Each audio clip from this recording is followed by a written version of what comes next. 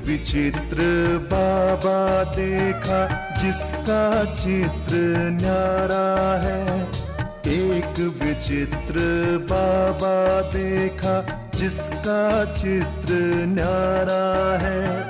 इन नैनों से दिखता नहीं वो तो सबका प्यारा है। इन नैनों से दिखता नहीं वो तो सबका प्यारा है। एक विचित्र बाबा देखा।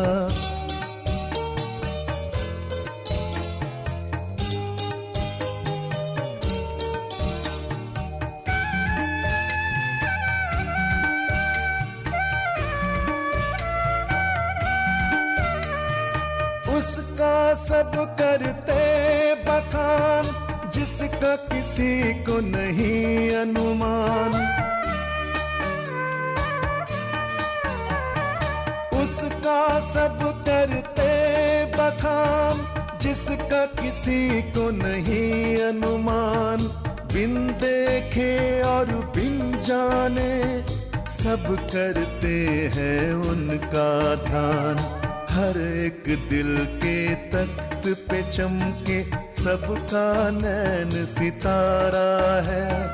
हर एक दिल के तख्त पे चमके सबका नैन सितारा है। इन नैनों से दिखता नहीं वो तो सबका प्यारा है। इन नैनों से दिखता नहीं वो तो सबका प्यारा है। एक विचित्र बाबा देखा।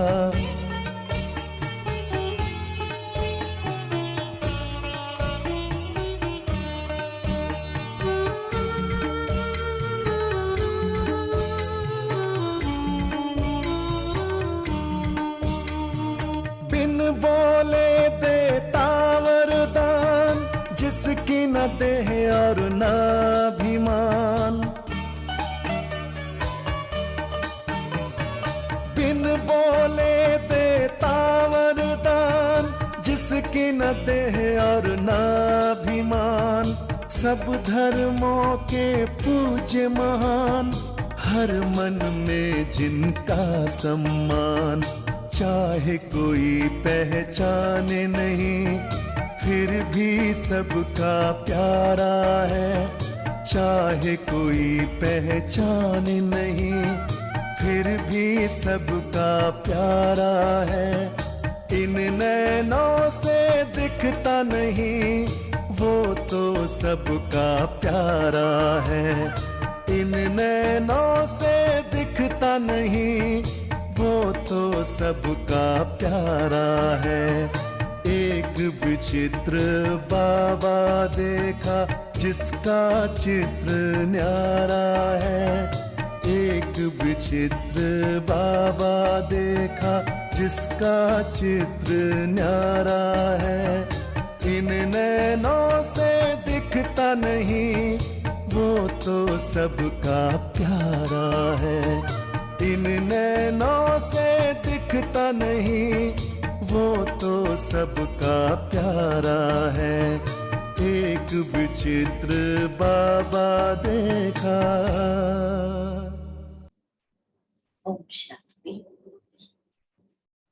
आज 25 जनवरी 2022 की बाबा की मुरली है। आज बाबा हम बच्चों से पूछते हैं, बाप के पास किस बात का भेद नहीं है? बाप के पास किस बात का भेद नहीं है?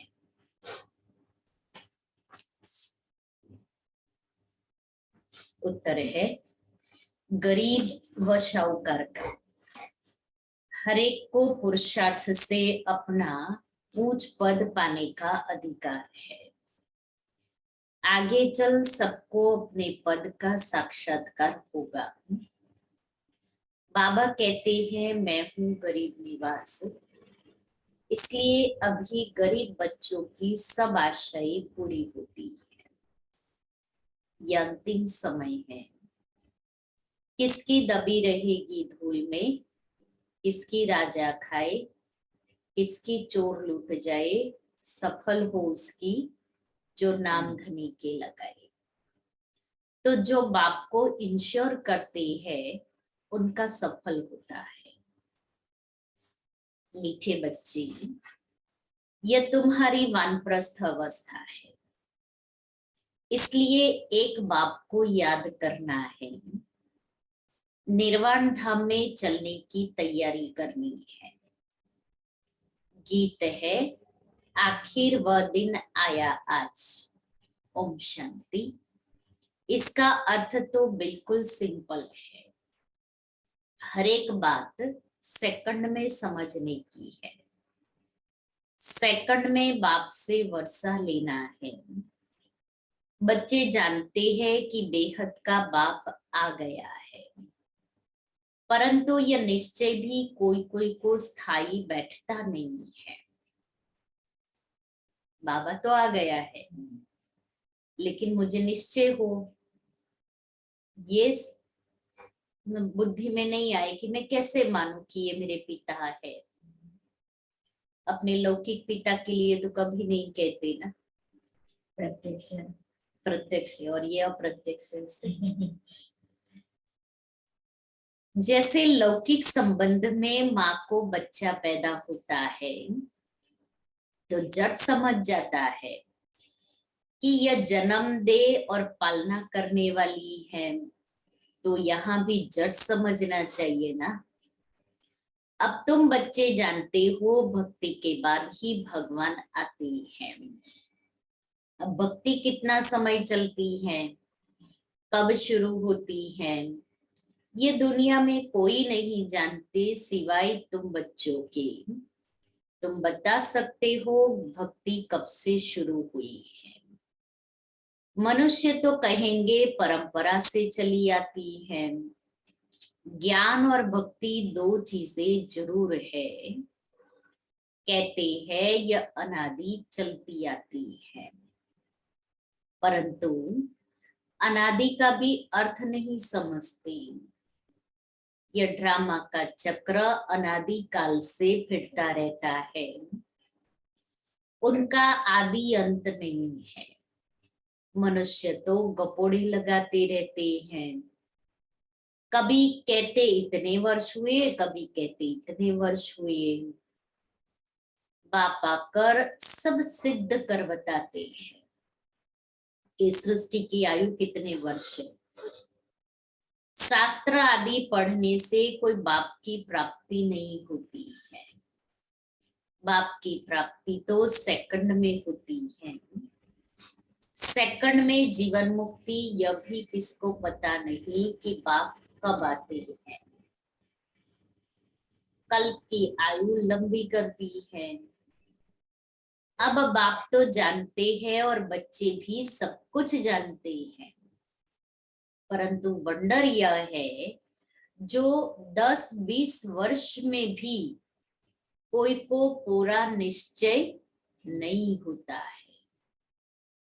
निश्चय होने के बाद फिर तो कभी कह न सके कि यह हमारा बाप नहीं है भी बहुत सहज।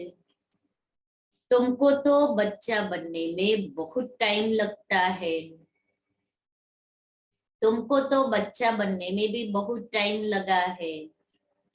10-20 वर्ष में भी पूरा निश्चय नहीं है। अब तुम किसको परिचय देते हो तो सेकंड में निश्चय हो जाता है। वंडरफुल। तो देखो, खुद को निश्चय होने में 10-20 वर्ष लग गए, लेकिन अब दूसरे को ज्ञान सुनाते हो तो उसको फट से सेकंड में निश्चय हो जाता है।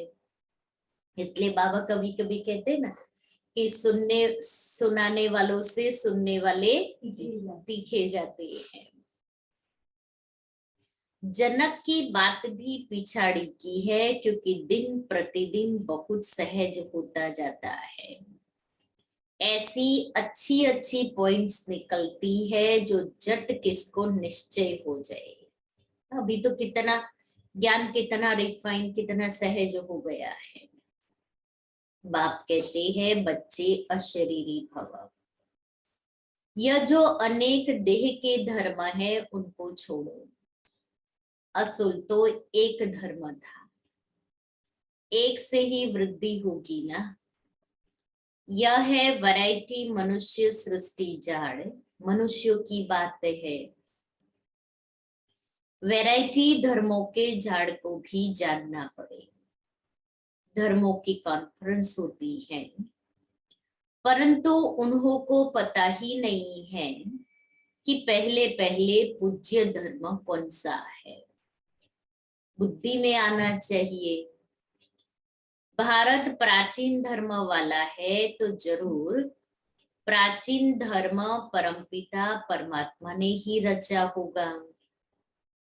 भारत में गाया भी जाता है शिव जयंती।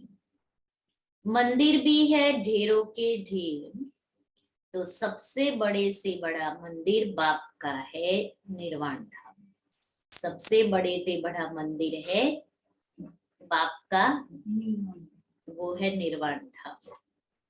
आज बाबा ने निर्वाण धाम को मंदिर कहा, क्योंकि जहाँ बाबा भी रहता है और हम सब आत्माएं भी रहती हैं। जहाँ हम आत्माएं भी बाप के साथ रहती है, मंदिर रहने का स्थान होता है ना। तो यह महतत्व कितना बड़ा मंदिर है। तुम्हारी बुद्धि में आना चाहिए कि ब्रह्म तत्व जो सबसे ऊंचे से ऊंचा मंदिर है, हम सब वहां के रहने वाले हैं।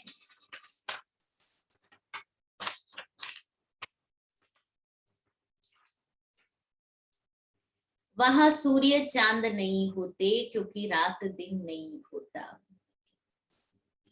असुल हमारा रूहानी मंदिर व निर्वाण धाम है। वही शिवालय है जहां हम शिव बाबा के साथ रहते हैं। शिव बाबा कहते हैं मैं उस शिवालय का रहने वाला हूँ। वह है बेहद का शिवालय। तुम शिव के बच्चे भी वहां रहते हो। वह है इनकॉर्पोरियल शिवालय। फिर कॉर्पोरियल में आते हैं तो यहाँ रहने का स्थान बनेगा। अभी शिव बाबा यहाँ है, इस शरीर में बैठा हुआ है। इस शरीर में यह है चैतन्य शिवालय। शिव बाबा जिसमें आके बैठते हैं, ये है चैतन्य शिवालय, जिससे तुम बातचीत कर सकते हो। कितनी वंडरफुल आज बाबा ने बताई बात।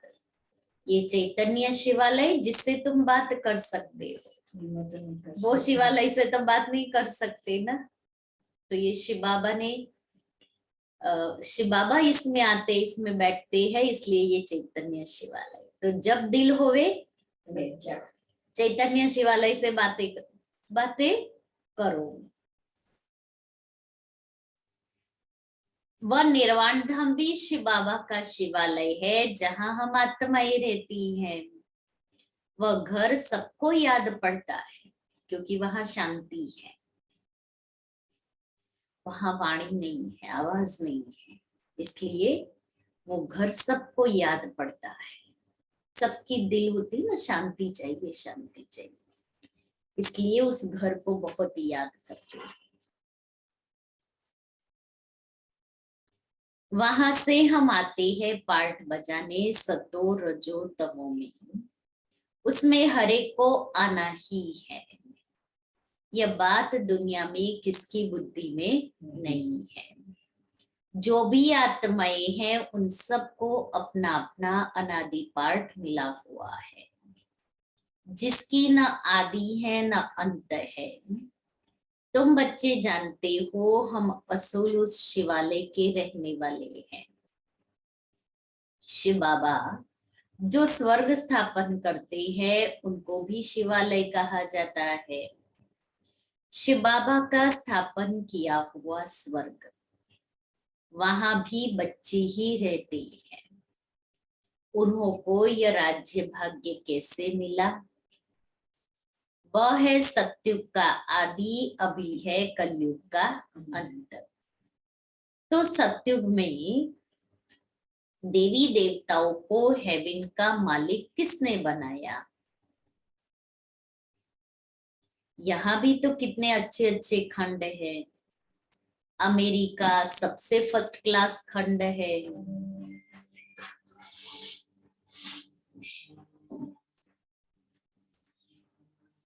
चलो अभी हम अपने घर चले जाए सेकंड में।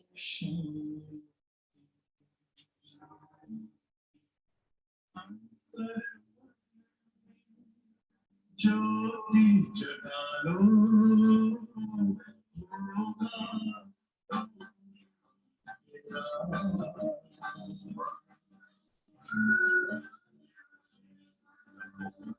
शिव का कर लो ध्यान, आ रहा पावन पुण्य सवेरा।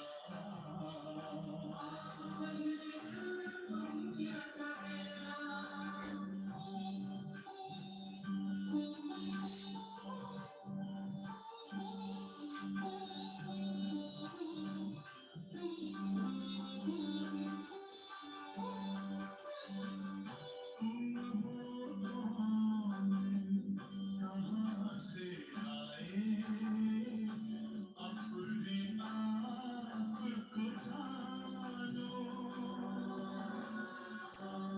राजयोग के धारा अपना वर्ण पिता पहचानो। किसी राजपथ पर चलकर तुम मानो अपना बसेरा।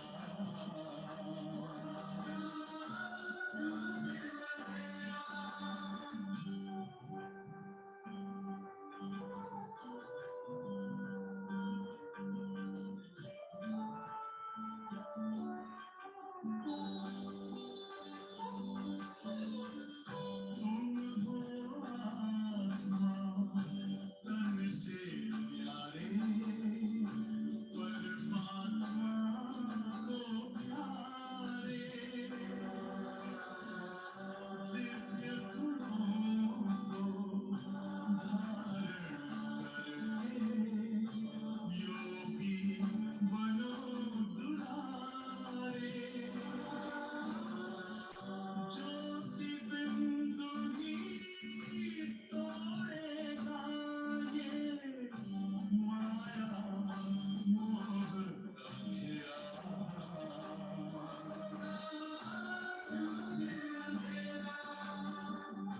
अंतर मन में ज्योति जगा लो, होगा दूर अंधेरा। ओम शांति, ओम शांति।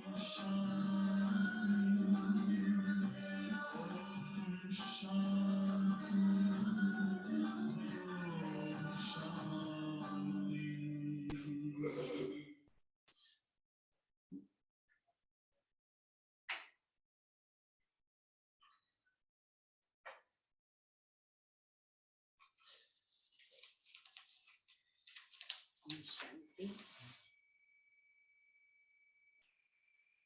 तो अमेरिका सबसे फर्स्ट क्लास खंड है, बहुत पैसे वाला और ताकत वाला भी है, इस समय सबसे हाईएस्ट है। बृहस्पति की दशा बैठी हुई है, परंतु उनके साथ साथ राहु की दशा भी बैठी हुई है। इस समय राहु की दशा तो सबके ऊपर बैठी हुई है। विनाश तो सबका होना ही है। भारत जो सबसे शाहूकार था, अब भारत गरीब है। यह सब कुछ माया का भक्का है, माया का फुल फोर्स है, इसलिए मनुष्य इनको स्वर्ग समझते हैं। अमेरिका में देखो क्या लगा पड़ा है, मनुष्य आकर्षित हो जाते हैं ना। कितने लोग अभी अमेरिका जाना है, मतलब विदेश की ही रट लगी हुई है, सबको विदेश आकर्षित करता है। तुम मेरा क्यों ले जाइए यहाँ पे। तो बाबा कहता बॉम्बे भी देखो कितना फैशनेबल हो गया है, आगे थोड़ी ऐसा था। माया का पूरा पंप है, कितने 8-10 मंजिल के महल बनाते हैं। स्वर्ग में थोड़ी इतनी मंजिलें होती हैं, वहां तो एक मंजिल भी नहीं होती। वहां डबल स्टोरी भी नहीं होती, डबल स्टोरी माना पहली मंजिल भी नहीं होती है। मैसूर में अभी शुरू हुआ है थोड़ा, बाकी मैसूर में कभी कहीं फ्लैट दिखाई नहीं देता था। 2 बार जाके आई हूँ, तो देखो ना, तो सबके अपने अपने बंगलोज, टेनामेंट, ऐसा आपको फ्लैट कहीं भी नहीं दिखाई देगा। अभी थोड़ा शुरू हो गया है वहां भी। तो बाबा कहता है डबल स्टोरी भी नहीं होती है वहां, तो यहाँ ही बनाते हैं क्योंकि जमीन नहीं है। जमीन का बहुत भाव बढ़ गया है, तो मनुष्य समझते हैं यही स्वर्ग है। प्लेन बनाते रहते हैं, परंतु कहते नर चाहत कुछ और, होता कुछ और। मनुष्य कितनी चिंता में रहते हैं। मौत तो सबके लिए है, सबके गले में मौत की फांसी है। अभी तुम भी फांसी पर हो, तुम्हारी बुद्धि वहां नई दुनिया में लगी हुई है। अभी सबकी वानप्रस्थ अवस्था में जाने का समय है। इसलिए बाप कहते हैं अब मुझे याद करो। हम जीते जी स्वर्ग में जाने के लिए तैयार बैठे हैं, और कोई भी स्वर्ग में जाने के लिए तैयारी नहीं करते। और हम स्वर्ग में जाने की तैयारी करते, किसको कहो स्वर्ग में जाने की तैयारी करो तो कहेंगे आप हमें मारना चाहते हैं, क्योंकि मनुष्य समझते ना मरने के बाद ही स्वर्ग मिलेगा। और बाबा कहते तुम जीते जी स्वर्ग में जाने की तैयारी कर रहे हो, तो कितना अंतर है दोनों में। हम जीते जी इस दुनिया से मर जाते हैं, और वो लोग समझते शरीर से मर जाओ तब जा सकते हैं, तब भी नहीं मिलता है। हाँ तभी भी नहीं मिलता है।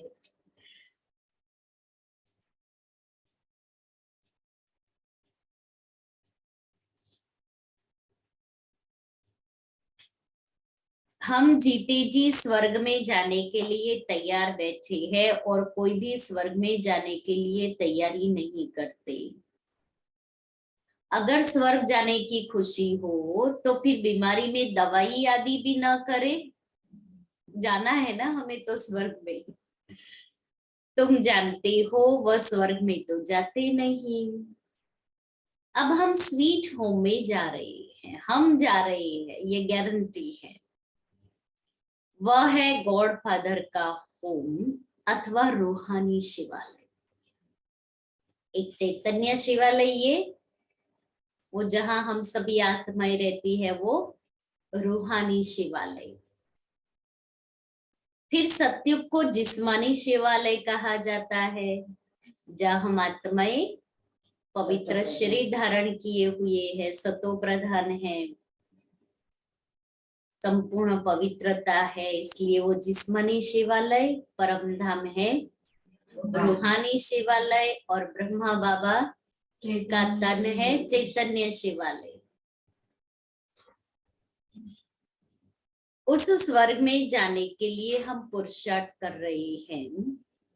बाबा ने समझाया है ब्रह्मा का दिन और ब्रह्मा की रात मशहूर है।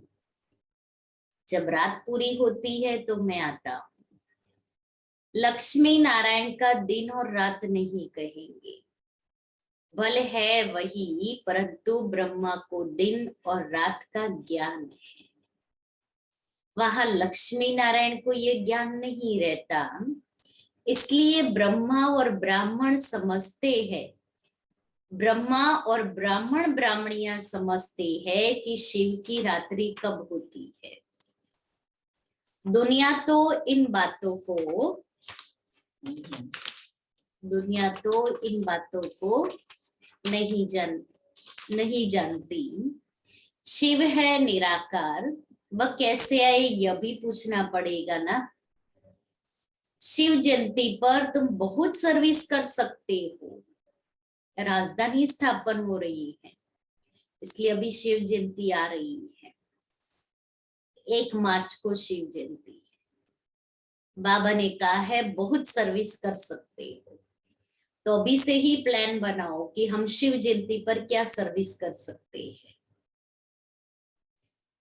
अभी बहुत छोटा झाड़ है और इस झाड़ को तूफान आते हैं, और झाड़ों को इतने तूफान नहीं आते। उसमें तो एक के पिछाड़ी और सब आते जाते हैं। यहाँ तुम्हारा नया जन्म है, ये हमारा नया अलौकिक जन्म है। माया के तूफान भी सामने खड़े हैं, और किसको तूफान का सामना नहीं करना पड़ता है जैसे हम कर रहे हैं, क्योंकि युद्ध के मैदान में हम हैं। कभी कभी सोचते ना, अरे पहले तो ये बातें नहीं थी, जब से बाबा के बने हैं ना, पता नहीं पेपर के ऊपर पेपर आते रहते हैं, बातें आते रहती है, लेकिन पहले कहाँ युद्ध के मैदान में थे। सहज फिर निकल भी जाते हैं। तो बाबा परीक्षा तो लेगा ना कि बच्चे कितने तैयार हुए हैं, ऐसे ही थोड़े ही ले जाएगा। हम एक चीज खरीद करने जाते हैं तो भी कितना देखते हैं, 1 घंटा लगाते हैं, चॉइस करेंगे, फिर उसको ठीक है कि नहीं है। एक छोटी सी 5-50 रुपए की चीज को भी हम देख देख के लेते हैं। यहाँ तो बाबा नई दुनिया में लेके जा रहा है, तो आत्माओं को ऐसे ठक ठक तो करेगा ना, ऐसे थोड़ी ले जाएगा। तो देखेगा, इधर लगाएगा, इधर लगाएगा, हर जगह लगाएगा, कहीं कच्चा तो नहीं है ना, कहीं टूट फूट तो गया नहीं है ना, तब लेकर के जाएगा। माना हर प्रकार से हमारी परीक्षा होगी, लेकिन उस परीक्षा में पास होना ये मेरा काम है। स्टूडेंट क्या करते हैं, कितनी एग्जाम्स देते रहते हैं, जब तक वो डिग्री प्राप्त न कर ले तब तक वो एग्जाम देते रहते हैं। हम आत्माएं भी जब तक देवताई डिग्री प्राप्त नहीं कर लेंगे तब तक मुझे भी एग्जाम देते रहना है, तब तक मेरी हर प्रकार से परीक्षाएं होती रहेगी और मुझे उसमें पास होना है। यहाँ तुम्हारा है नया जन्म, माया के तूफान भी सामने खड़े हैं, और किसको तूफान का सामना नहीं करना पड़ता है। यहाँ धर्म की स्थापना में माया के तूफान आते हैं। बहुत ऊंची मंजिल है, विश्व का बादशाह बनना कोई नई बात नहीं है। अनेक बार तुमने इस तूफान से पार होकर अपना राज्य भाग्य लिया है। जो जिस रीति पुरुषार्थ करता है उनका साक्षात्कार होता जाता है। जितना आगे चलेंगे तुमको साक्षात्कार होगा कि ये कौन सा पद पाएंगे। मालूम तो पड़ता है ना कि ये कैसा पुरुषार्थ करता है। गरीब अथवा शाहूकार की बात नहीं है। गीत भी सुना कि आखिर वह दिन आया आज, तो गरीब निवास बाबा आया।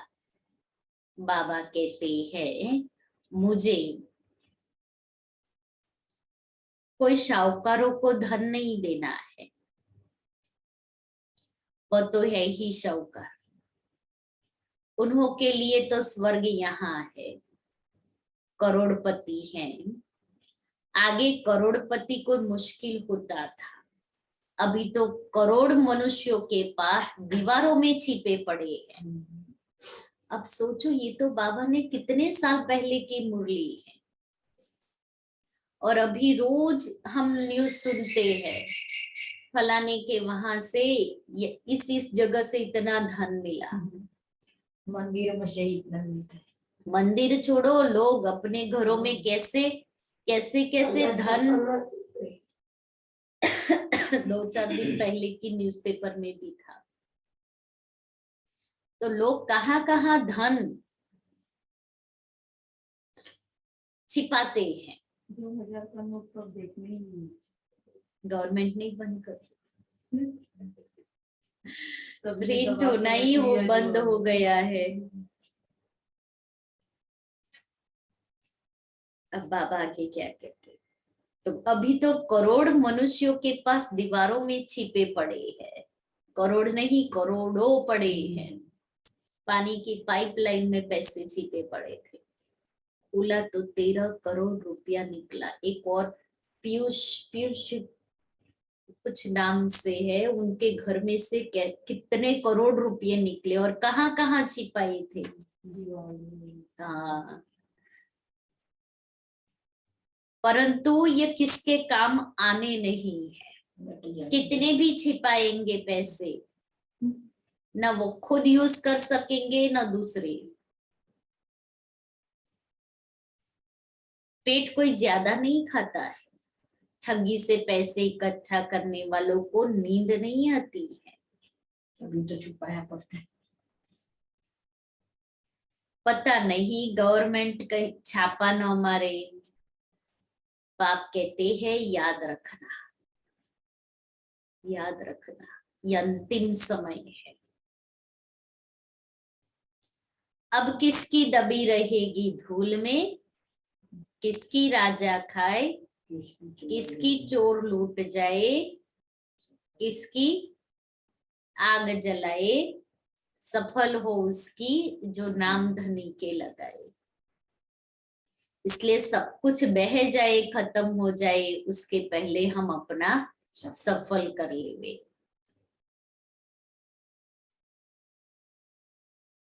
सफली होगी साईं जो खर्चे नाम धनी के, धनी तो अब स्वर्ग का मालिक बनाते हैं। अब तुम बाप के पास अपने को इंश्योर करो, मौत तो सामने खड़ा है, सब आशाएं तुम्हारी अब पूरी होती हैं। बाप गरीबों को उठाते हैं। शाहूकार का 1000, गरीब का 1 रुपया एक समान। अक्सर करके गरीब ही आते हैं, किसका 100 पगार, किसका 150। दुनिया में मनुष्यों के पास तो करोड़ है, उन्हों के लिए यह स्वर्ग है। वह कभी नहीं आएंगे, न बाबा को दरकार है, वो कभी नहीं आएंगे। और बाबा को भी ऐसे शाहूकारों की दरकार नहीं। बाबा कहेंगे तुम भले अपना मकान आदि बनो, सेंटर खोलो, हम पैसा क्या करेंगे। कि धन है तो बाबा कहते उसको सफल करो सेवा में, मकान आदि बनाओ, जिससे क्या होगा, अनेक आत्माएं आएगी, अपना जीवन बनाएगी, तो ऑटोमेटिकली आपके खाते में वो जमा हो जाएगा। सन्यासी लोग तो बहुत फ्लैट आदि बनाते हैं, उनके पास बहुत मिल्कियत रहती है। यह रथ भी अनुभवी है, कितना अनुभवी। अब मैं आया हूँ गरीबों को शाहूकार बनाने, तो अब हिम्मत करो, क्योंकि ब्रह्मा बाबा ने तो अपने जीवन में 12 गुरु किए थे। तो अनुभवी रथ है ना, इसलिए तो बाबा ने अनुभवी रथ लिया है। करोड़पति जो है उनके पैसे कोई काम में आने वाले नहीं है। कितना भी इकट्ठा कर ले, कितना भी मल्टी मिलियनर बन जाए, यहाँ पैसे आदि की कोई बात नहीं। बाप सिर्फ कहते हैं मन मना भव, खर्चे की बात नहीं। यह मकान बनाया है वह भी बड़ा सिंपल, सो भी अंत समय तुम्हारे ही रहने के लिए है।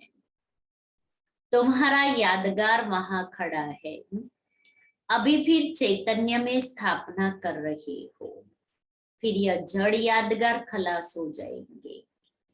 तुमको ये लिखना चाहिए कि आबू में आकर जिसने ये मंदिर नहीं देखा और इन्हों के ऑक्यूपेशन को नहीं जाना तो कुछ नहीं देखा। तुम कहेंगे हम वही चैतन्य में अब बैठे हैं, इन जड़ चित्रों का राज समझा सकते हैं। कहेंगे यह हम है, हमारा जड़ यादगार बना हुआ है। वंडरफुल मंदिर यह है, वंडर है ना।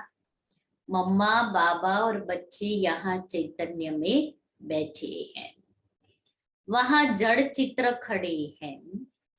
मुख्य है यह शिव, ब्रह्मा, जगदम्बा और लक्ष्मी नारायण। कितना अच्छी रीति समझाते हैं। फिर भी बाप का बन और बाप को फरगति दे देते हैं। इतना इतना ऊंचा ज्ञान इतनी सहज रीति से बाबा हम बच्चों को देते हैं, फिर भी बच्चे चलते चलते माया के बन करके बाप को फरगति देते, हाथ छोड़ देते। यह भी कोई नई बात नहीं है। बाप का बन फिर भागंती हो जाते हैं।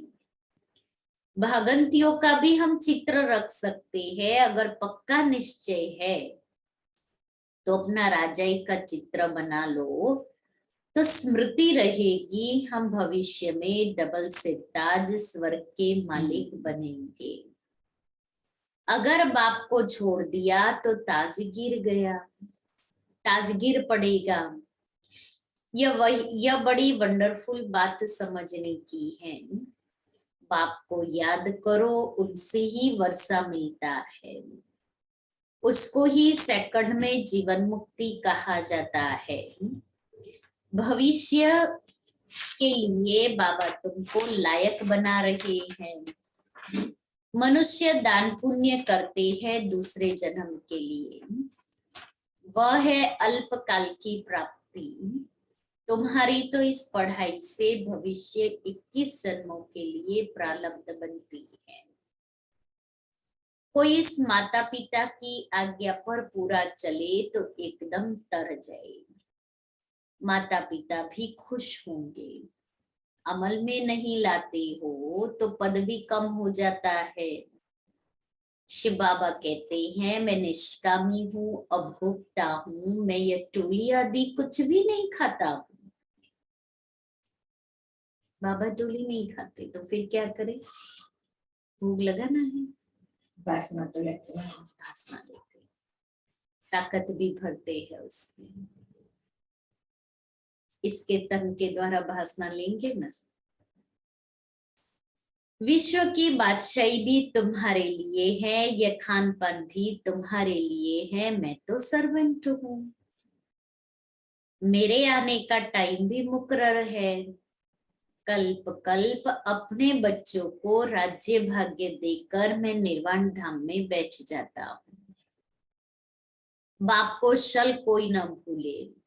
बाप तो तुमको स्वर्ग की बादशाही देने आए हैं, तो भी तुम उनको भूल जाते हो। कोई हमारे लिए अच्छी चीज लेके आते हो तो हम कभी उसको नहीं भूलते।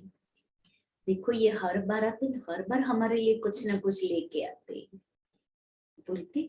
जैसे ही पता पड़े ना वो आने वाले हैं, उसके साथ ही क्या होगा, आज इस बार क्या लेके आएंगे। और बाबा हमें दिखाता है, कहता है, फिर भी हम कहते बाबा भूल जाते हैं। तो बाप तो तुमको स्वर्ग की बादशाही देने आए हैं, तो भी तुम उनको भूल जाते हो। किसको बाप का परिचय देने का भी बहुत सहज तरीका बताया है। पूछो परमपिता परमात्मा से आपका क्या संबंध है। प्रजापिता ब्रह्मा से आपका क्या संबंध है। दोनों बाप है। वह निराकार या साकार बाप को सर्वव्यापी कहने से वर्षा कैसे मिलेगा? श्रीमत भगवान की मिलती है। श्रीमत से ही तुम श्रेष्ठ ते श्रेष्ठ बनते हो। अच्छा, मीठे मीठे सिक्के लेते बच्चों प्रति माता पिता बाप दादा का याद प्यार और गुड मॉर्निंग। रूहानी बाप की रूहानी बच्चों को नमस्ते। हम रूहानी बच्चों की रूहानी बाप दादा को याद प्यार गुड मॉर्निंग और नमस्ते। सार है, माया के तूफानों को पार करते हुए बाप से पूरा पूरा वर्षा लेना है। माता पिता की आज्ञाओं को अमल में लाना है। दूसरा है, पुरानी दुनिया को भूल नई दुनिया को याद करना है। मौत के पहले बाप के पास स्वयं को इंश्योर कर देना है। वरदान है, बालक सो मालिक की सीढ़ी चढ़ने और उतरने वाले, बेफिक्र डबल लाइट भव। सदा यह स्मृति रहे कि मालिक के साथ बालक भी हैं और बालक के साथ मालिक भी है। बालक बनने से सदा बेफिक्र डबल लाइट रहेंगे और मालिक अनुभव करने से मालिकपन का रूहानी नशा रहेगा। राय देने के समय मालिक और जब मेजोरिटी फाइनल करते हैं तो उस समय बालक। यह बालक और मालिक बनने की भी एक सीढ़ी है।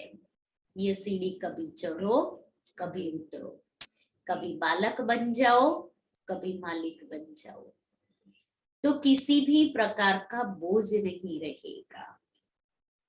स्लोगन है, जो पुरुष अर्थात आत्मा समझ रथ अर्थात शरीर द्वारा कार्य कराते हैं तो वही सच्चे पुरुषार्थी है। जो पुरुष समझ अर्थात आत्मा समझ रथ द्वारा कार्य कराते हैं वही पुरुष सच्चे पुरुषार्थी है। लवलीन स्थिति का अनुभव करने के लिए सेवा व स्वयं की चढ़ती कला में सफलता का मुख्य आधार है एक बाप से अटूट प्यार। बाप के सिवाय और कुछ दिखाई ना दे। संकल्प में भी बाबा, बोल में भी बाबा, कर्म में भी बाप का साथ। ऐसी लवलीन स्थिति में रह एक शब्द भी बोलेंगे तो वह स्नेह के बोल दूसरी आत्मा को भी स्नेह में बांध लेंगे। ऐसी लवलीन आत्मा का एक बाबा शब्द ही जादू का मंत्र, जादू मंत्र का काम करेगा। एक बाबा शब्द ही।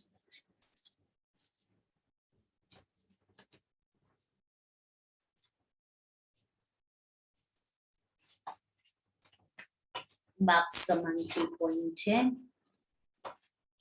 ब्रह्मा बाप ने अंत तक आयु बड़ी होते हुए भी, तन का हिसाब चुकतू करते हुए भी बेहद के वैराग्य की स्थिति प्रत्यक्ष दिखाई। साधनों को स्वप्रति स्वीकार नहीं किया। स्वप्रति बेहद का वैराग्य हो। सेवा प्रति साधन को कार्य में लगाओ, लेकिन साधन अलबेलापन नहीं लाए, इसमें फॉलो फादर करो।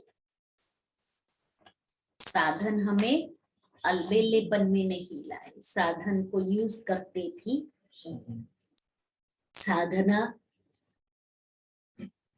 चलती रहे।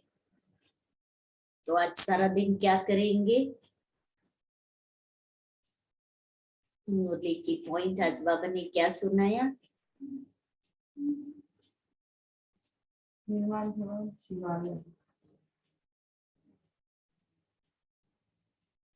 ब्रह्मा बाबा में शिव बाबा आते हैं, वो है चैतन्य शिवालय। और परम धाम है रूहानी शिवालय।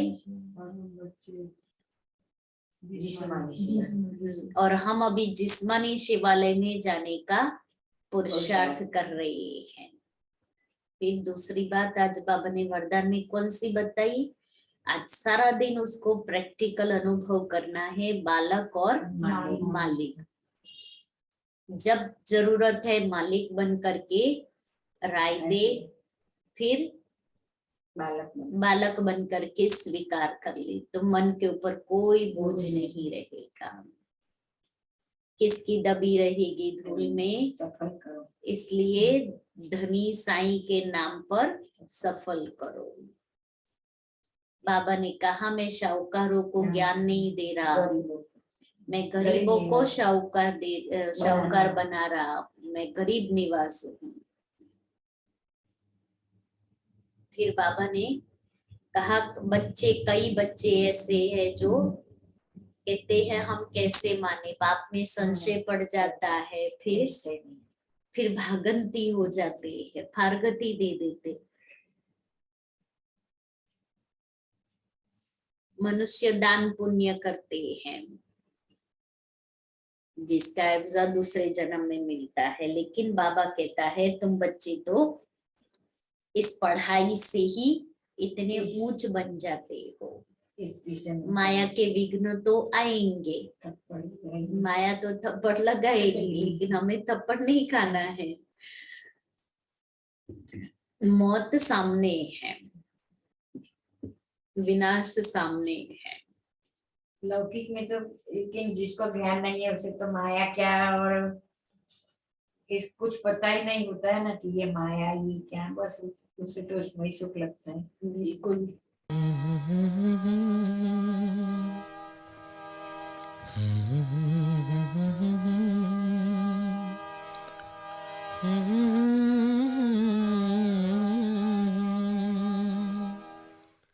मधुबन में बगिया, बगिया में कुटिया, कुटिया में बाबा।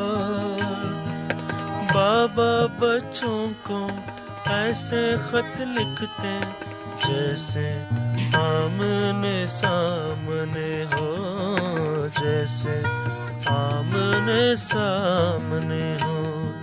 मधुबन में बगिया,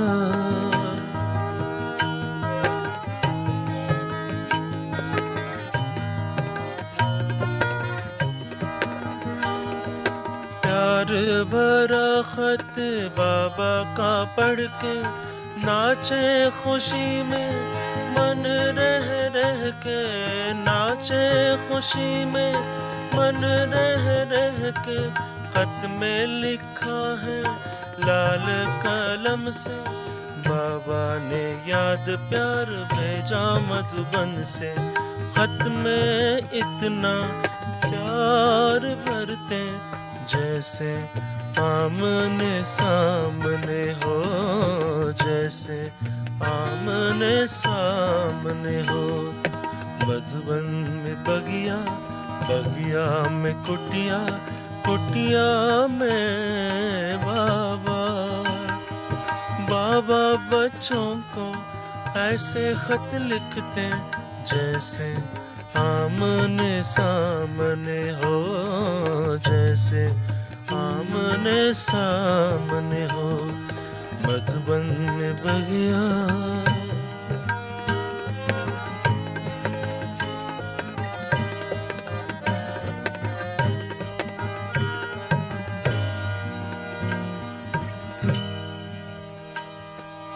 एक दिन बगिया में घूम रहे थे, फूल कली को चूम रहे थे, फूल कली को चूम रहे थे।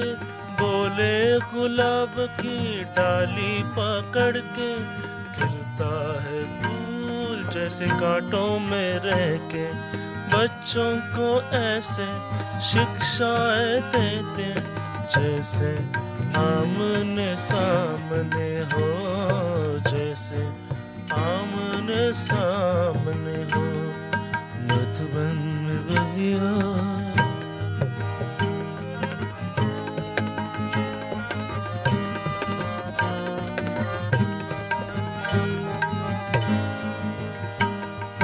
बाबा की है महिमा न्यारी, कहते हैं मुझको है कुटिया ही प्यारी, कहते हैं मुझको है कुटिया ही प्यारी।